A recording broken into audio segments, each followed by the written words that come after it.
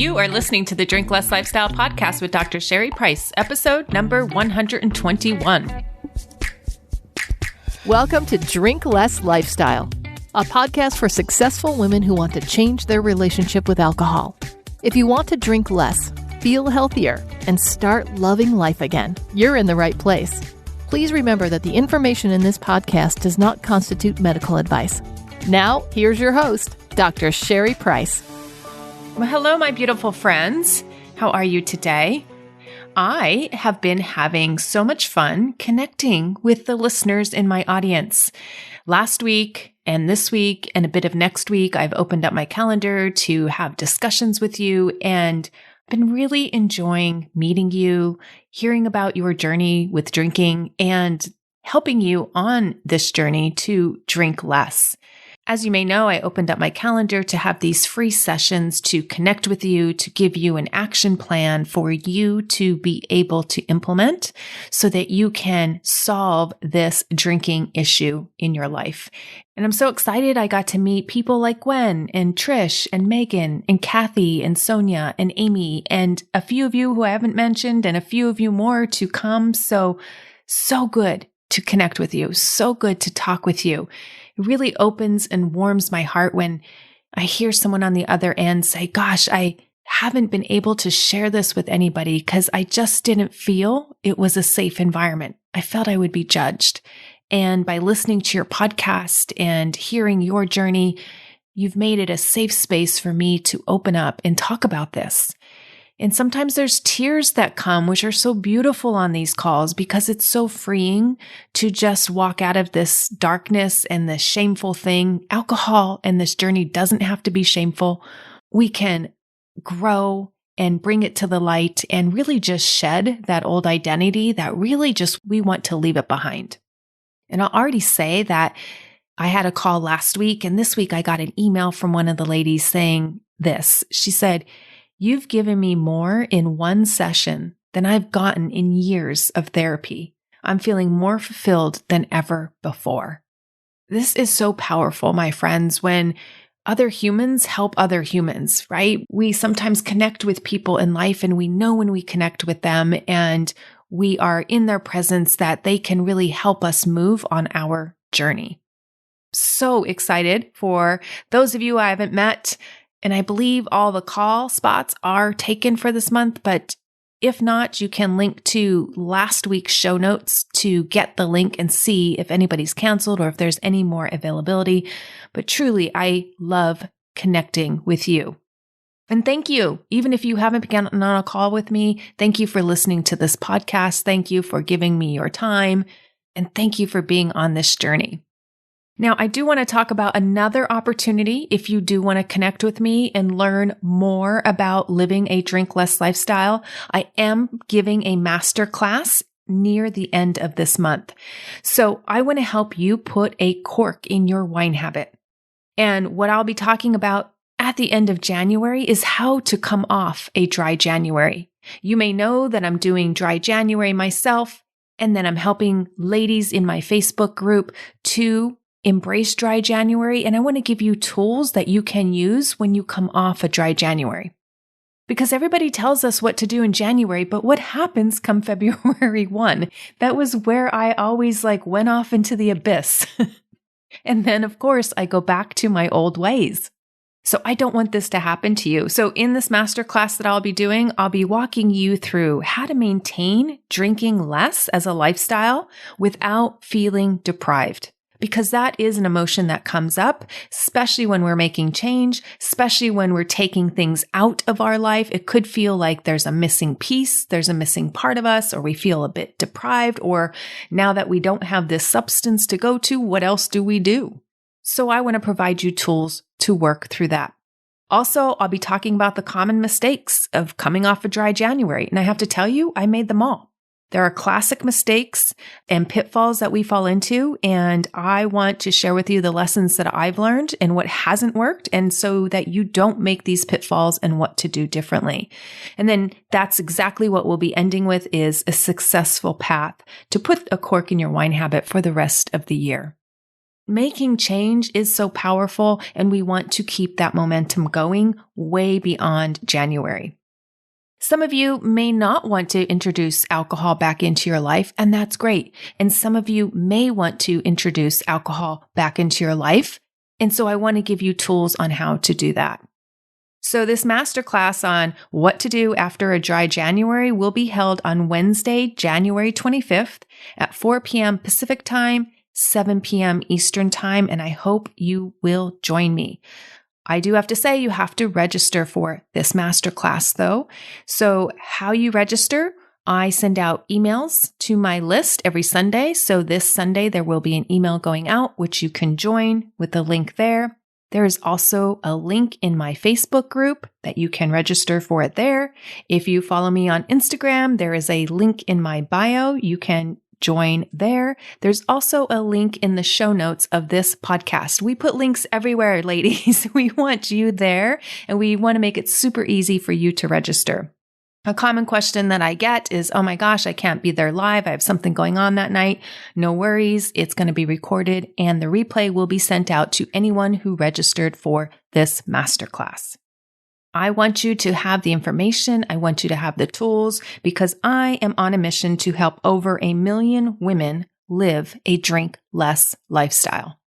And this mission has been bubbling up even more in my gut and in my heart.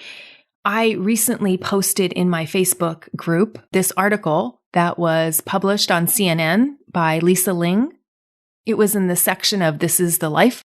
And in this article that I posted on my Facebook group page, my private Facebook group page, is that women are especially sensitive to the effects of alcohol, according to the National Institute on Alcohol Use and Alcoholism. Alcohol-related problems appear sooner and at lower drinking levels than in men. And this has been reported by the U.S. National Institutes of Health. Furthermore, women are more susceptible to alcohol-related brain damage. Now, ladies, I hear this a lot. I hear I can't remember things, or I drink until I pass out, or I can't remember bits of the conversation, or my husband will say I said something and I don't remember or recall saying that. So according to the data, women are more susceptible to alcohol-related brain damage and heart disease than men. And studies also show that women who have 1 drink a day increase their risk by breast cancer by 5 to 9% compared to those who abstain. And the article then goes on to even say that even an average glass of wine or a pint of beer a day may begin to shrink the overall volume of the brain. I see articles like this, I see statistics like this, and it fires me up even more. It puts me more on a mission to say, hey, women, let's look at the facts. Let's understand that we need to rein this habit in. We need to pull it back. It has gotten out of control, particularly in women because of COVID. And we know the long-term health ramifications.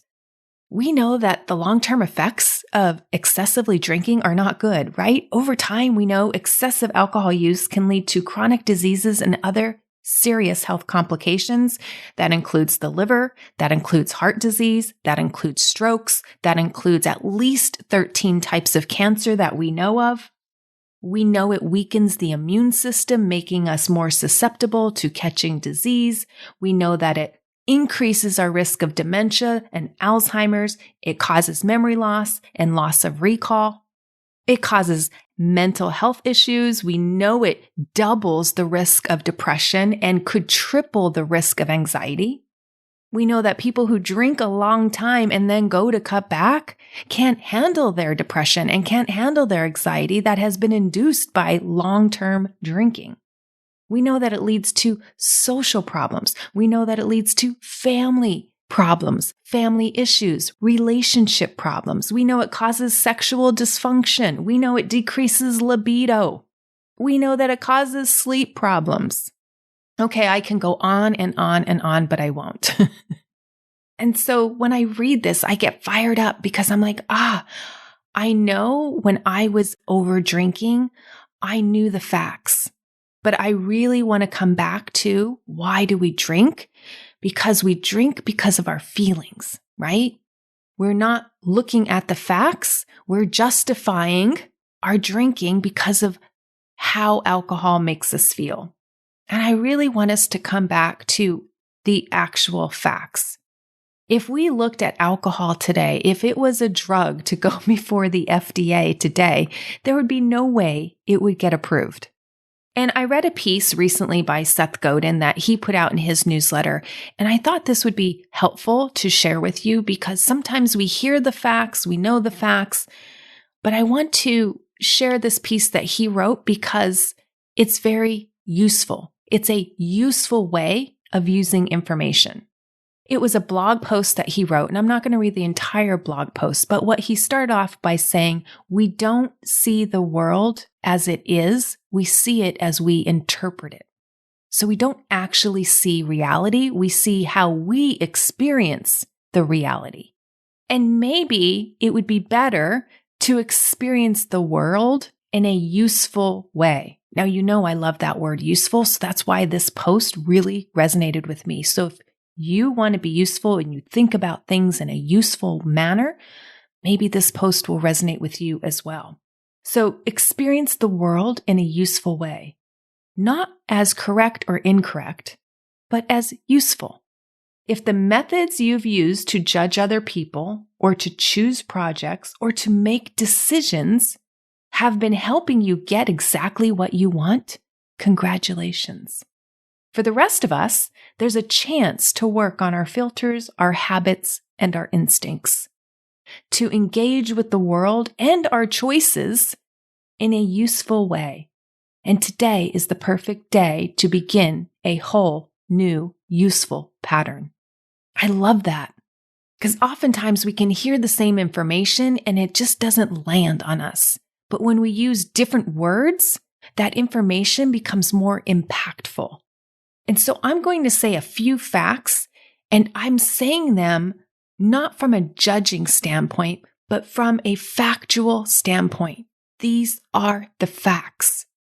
And what I want you to do is listen in and hear them and see what kind of reaction it causes in your body. So let's take the first fact. Alcohol hurts your health. When you hear that, how does that feel? Alcohol hurts your health.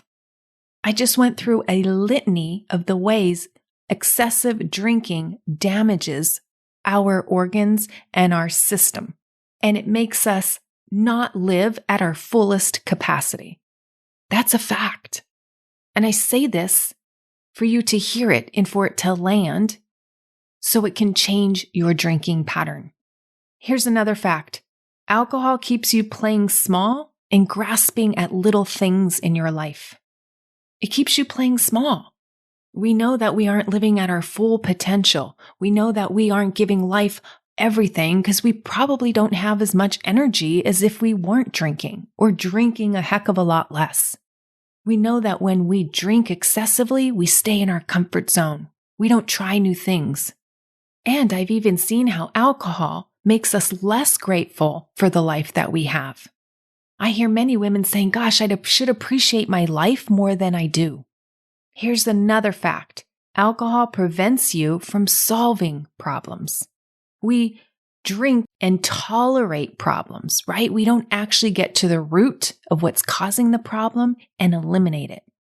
So in essence, alcohol welcomes more problems in, right? Because if you're going to tolerate that problem, then you're going to tolerate a drinking problem. And then you're going to tolerate backtalk from family members. And then you're going to tolerate something else. And then you're going to tolerate something else. I've seen it over and over because it's just so easy just to numb instead.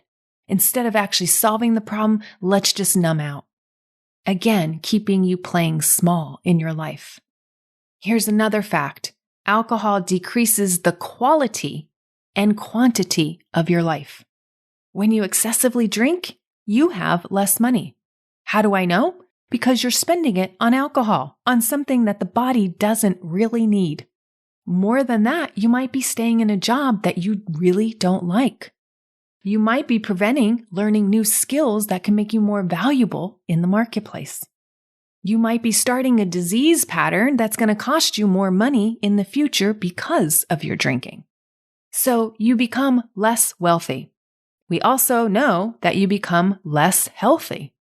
The more you drink, the more your health declines, the more the weight could come on, the more the eating comes on.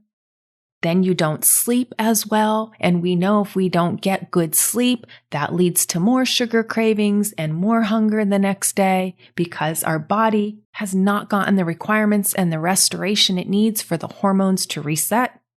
How else does it decrease quality of life? Well, the intimacy in your relationships goes down. The way you feel about yourself gets affected, so your self-esteem goes down. You have less zest and less energy for life. It's like you're walking around like a half-charged battery, right? You don't have that energy in the morning. You feel sluggish. You feel like there's brain fog. You have less brain power. And here's the big one I see is you are less emotionally flexible. You become annoyed quicker. You become more stressed out. You become more anxious. And then when you get home from work, you feel like, I just need to hit the bottle to deal with the emotions.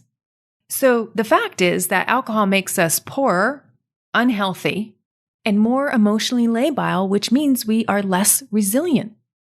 So those are the facts. So why do we overdrink? Why do we drink excessively? Not because of the facts. It's because how it makes you feel. And we know it's not based on logic, right? How many women have I talked to that say, I know I shouldn't be doing this. I know I should cut back. I know this amount of drinking isn't good for me. I know all the harmful effects. And you know my story. I've said those same things. I'm in healthcare and I've been in ERs and I worked as an ICU pharmacist and I saw the cirrhosis and I saw the GI bleeds and I saw the liver transplant people and I saw what alcohol can do. But here's the thing. I knew it all. I'm probably just like you. You know it all. You got all the information, but information doesn't always change us because we don't operate in a logical fashion most of the time. Think about this, right? Think about how many of you came out of college and contributed right away to a retirement plan. There are people out there that have the option to contribute to a retirement plan, but don't. Why? Because they don't feel like it, because they'd rather spend the money. But the more logical way would be to say, we're not going to work until the day we die for most of us. We're going to want to stop working at some point, and we need a nest egg. So we know the logical thing to do is to put money into a retirement account, especially if there's an employer-based match. It's like if we don't do it, we're leaving money on the table. Totally illogical. But how many people do that? They're leaving free money out there when it could be theirs to be collected. People do this all the time. We choose feelings over facts. So yes, it's not logical. The smart, logical person would do all they can to set themselves up for a great life and eliminate any problems in their life. They would do all they can, the logical person, the smart person, right? That's what we call a smart person. But it's about feelings. It's about the emotions. And I was recently listening to a podcast by Simon Sinek. He was on one of the podcasts that I was listening in on, and he said the most beautiful thing. We talk about EQ and emotions as these soft skills. They're not soft skills. There's nothing soft about them. They're human skills. Stop calling them soft skills. And I'm like, that's so good. Most people aren't trained on how to have a difficult conversation. Most women avoid difficult conversations because of the feelings. Having difficult conversations, my friends, is a human skill. It's not a soft skill. It's a learned skill. We don't come out of the womb knowing how to have difficult conversations. That's a life skill we need to learn. And this is why I focus on so many different topics inside of Epic You. We focus a lot on feelings. We're talking about feelings all the time on our calls because it's the feelings that drive the action of drinking. I could tell you how to make a drink plan. You know how to make a drink plan. Why don't you follow the drink plan? Your feelings. It's the number one reason people don't stay committed to drinking less. It's because of their feelings. And let me point this out as broad day with this example. I think this example you can all relate to. How many of us will say at the end of a day, I need a drink? gosh, after today, I need a drink. Think about that logically. From a purely logical standpoint, does your body need alcohol?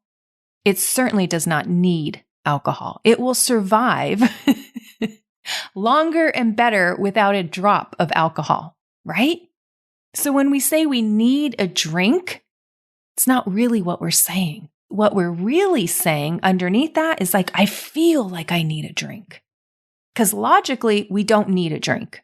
We may need a drink of water, but we don't need a drink of alcohol. What we're saying is, I feel like I really need a drink. I feel the need for a drink. That is feelings. And the more you think that, the more you're going to fall for that illogical thinking from the brain. And we call it thinking, but it's really a feeling, right? Or here's another lie. I just like the taste. Okay. Think about most people's wine habit. At least the women that I work with, at least a bottle of wine a night, sometimes more. And they usually consume it within 4 hours or less. So if you think about a bottle of wine, that's 5 drinks. Per the standard drink size, a bottle of wine is 5 drinks. 5 drinks in 4 hours or less. Do you drink 5 sodas, 5 lemonades, 5 iced teas in 4 hours or less? Because you like the taste? My guess is no. So if you're saying you're drinking for the taste, I would argue you're drinking for the effect. And if you're truly thirsty, choose water, not alcohol, right? So I wanted to do this podcast because part of what makes you successful in being a woman who doesn't drink or becoming a woman who can take it or leave it is being a woman who can manage her emotions. These are not soft skills. I love it. These are human skills. And you can maybe see this in your own life when sometimes fact does come into play, and that's what keeps you on the straight and narrow. That's what keeps you drinking responsibly. That's what keeps you not having nights where you overdrink. Like I talk with many women who say, if I'm driving, there's no way I overdrink on those days. Sometimes I go out with friends, and if I'm designated as the DD, I don't have a drink. And I have no problem with that.